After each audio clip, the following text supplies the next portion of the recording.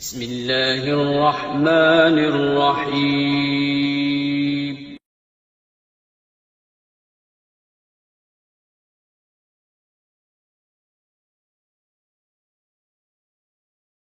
بسم اللہ الرحمن الرحیم نحمده ونصلي ونسلم على رسوله الكريم اما بعد فاعوذ باللہ من الشیطان الرجیم بسم اللہ الرحمن الرحیم قل ان صلاتي ونسكي ومحياي ومماتي لله رب العالمين صدق اللہ مولانا العظیم وبلغنا رسوله النبی الکریم الامین الصلاۃ والسلام علیک یا رسول اللہ وعلی آلک واصحابک یا حبیب اللہ۔ حمد و صلات کے بعد آج ہماری گفتگو کا عنوان ہے قربانی کی شرائط، یعنی قربانی کن لوگوں پہ واجب ہوتی ہے اور کن جانوروں کی قربانی کی جاتی ہے۔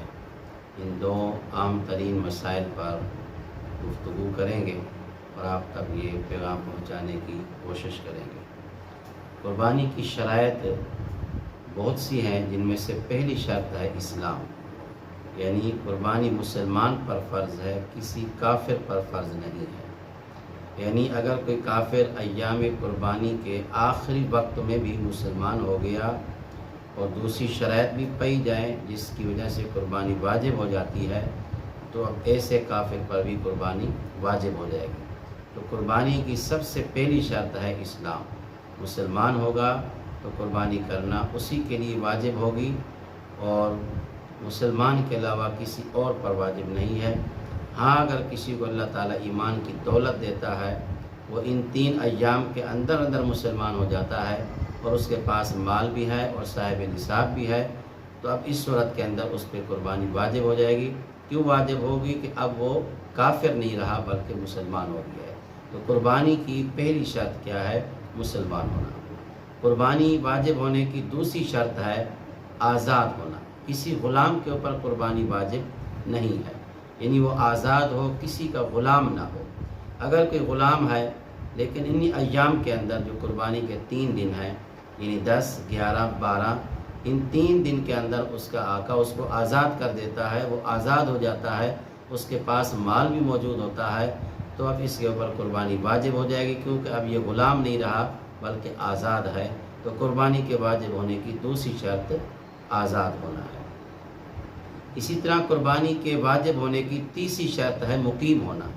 کسی مسافر کے اوپر قربانی واجب نہیں ہے، یعنی جو آدمی سفر کے اندر ہے، جو سفر کی شریعت نے حد متعین کی ہے تقریباً 92 کلومیٹر، اس سفر کے اندر رہتا ہے یا کسی اور جگہ پہ گیا ہوا ہے، اپنے وطن اصلی سے دور ہے، وہاں اس کا گھر بھی نہیں ہے، اس کے بچے بھی نہیں ہیں، کسی کام کی غرض سے گیا ہوا ہے، تجارت کی غرض سے گیا ہوا ہے، وہاں اس کا کوئی جاننے والا نہیں، پہچان نہیں ہے، تو لہذا اس آدمی پہ بھی قربانی واجب نہیں ہوگی۔ قربانی کے واجب ہونے کے لیے تیسری شرط ہے کہ وہ مقیم ہو۔ مقیم ہوگا تو اس پہ قربانی واجب ہوگی۔ مسافر کے اوپر قربانی واجب نہیں ہے۔ جس طرح مسافر کے لیے دوسرے احکامات کے اندر تخفیف ہو جاتی ہے، تو اسی طرح قربانی بھی اس کے اوپر واجب نہیں ہوگی۔ تو پتہ یہ چلا کہ جو آدمی سفر کے اندر ہے اس کی اوپر قربانی واجب نہیں ہے۔ ہاں، اگر اس کی جانب سے اس کے بیوی بچے، اس کے عزیز و اقارب، اس کے بھائی والدین گھر کے اندر ہیں اور وہ وہاں سے اپنے پیسے ان کو بھجوا دیتا ہے کہ آپ میری طرف سے قربانی کر لینا، تو اب اس صورت کے اندر اس کی قربانی ادا ہو جائے گی، اس کو پورا ثواب ملے گا جو مقیم کو اجر و ثواب ملتا ہے۔ تو مطلب کیا ہے کہ سفر کی حالت میں اس پہ قربانی کرنا واجب نہیں ہے۔ چوتھی شرط ہے قربانی کے واجب ہونے کے لیے صاحب نصاب، جو عام طور پہ ہمارے اندر مشہور ہے۔ قربانی کے واجب ہونے کے لیے نصاب سے مراد یہ ہے کہ نصاب وہی ہے جو زکوٰۃ کا نصاب ہے۔ جس آدمی کو اس پر زکوٰۃ دینا واجب ہے، جیسے سونے کا نصاب ہے 7.5 تولے، چاندی کا نصاب ہے 52.5 تولے۔ اب یہ سونا ہو یا چاندی ہو، یا چاندی کی قیمت کے برابر کسی کے پاس مال ہے جو اس کی ضروریات گھر سے اضافی ہے، تو ایسا بندہ صاحب نصاب کہلاتا ہے۔ زکوٰۃ تو جب واجب ہوگی جب اس پہ سال گزرے گا۔ قربانی واجب ہونے کے لیے سال کا گزرنا شرط نہیں ہے، بلکہ ان 3 دن کے اندر اگر اس کے پاس اتنی رقم آ گئی ہے جو 52.5 تولے چاندی کے برابر ہوتی ہے، تو اب اس بندے کے اوپر قربانی واجب ہو جائے گی، اس کو قربانی کر لینی چاہیے۔ 5ویں شرط قربانی کے واجب ہونے کے لیے، جو جن کے اوپر قربانی واجب ہوتی ہے، قرضے کا نہ ہونا۔ ایک آدمی اس کے اوپر قرضہ ہے، پیسے تو ہیں اس کے پاس، بالفرض اس کے پاس 1 لاکھ روپے ہے۔ اب عام طور پہ جس کے پاس 1 لاکھ ہوں اس پہ قربانی واجب ہوگی۔ اگر اس کے پاس 1 لاکھ ہے اور 1 لاکھ کے ہوتے ہوئے اس کے اوپر قرضہ ہے 70,000 روپے، اگر یہ قرضہ دیتا ہے تو باقی اس کے پاس بچیں گے 30,000، تو 30,000 کے اندر قربانی نہیں ہوگی، نہ کوئی جانور آتا ہے اور نہ وہ اس کے اندر کوئی حصے میں شامل ہو سکتا ہے، کیونکہ اور بھی بہت سی ضروریات ہوتی ہیں۔ تو لہذا 5ویں شرط قربانی کے واجب ہونے کے لیے ہے کہ آدمی مقروض نہ ہو، اس کے اوپر قرضہ نہ ہو۔ دیکھیں اسلام کے اندر اتنی آسانی ہے، اسلام نے اتنی سختی نہیں کی کہ آپ قرضہ لے کے قربانی کریں، نہیں، قرضہ ہے تو پہلے آپ بندوں کا قرض ادا کریں، اللہ تعالیٰ اپنے حق معاف کر دیتا ہے، بندے اپنے حق معاف نہیں کرتے۔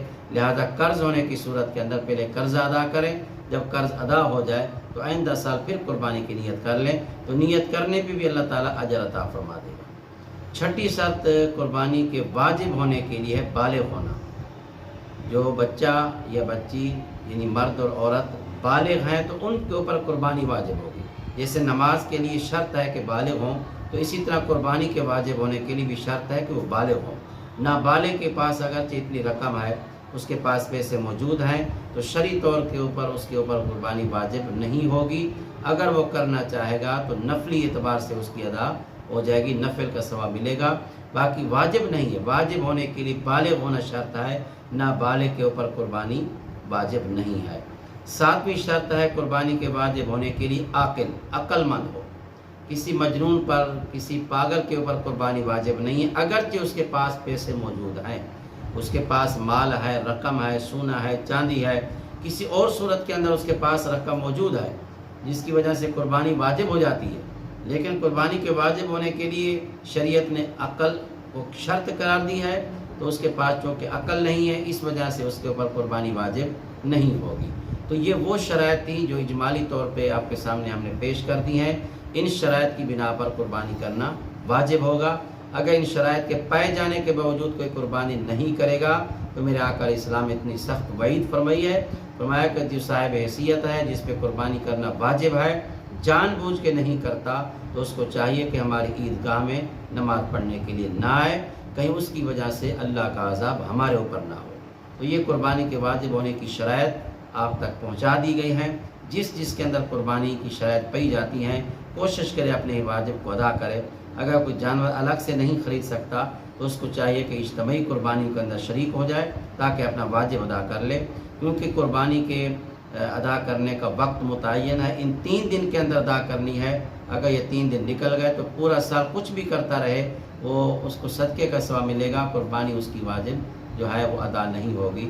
لہذا کوشش کرنی چاہیے کہ ان ایام کے اندر قربانی ادا کر لینی چاہیے تاکہ واجب ہمارا ادا ہو جائے۔ اللہ تعالیٰ عمل کی توفیق عطا فرمائے۔ وآخر دعوانا الحمدللہ۔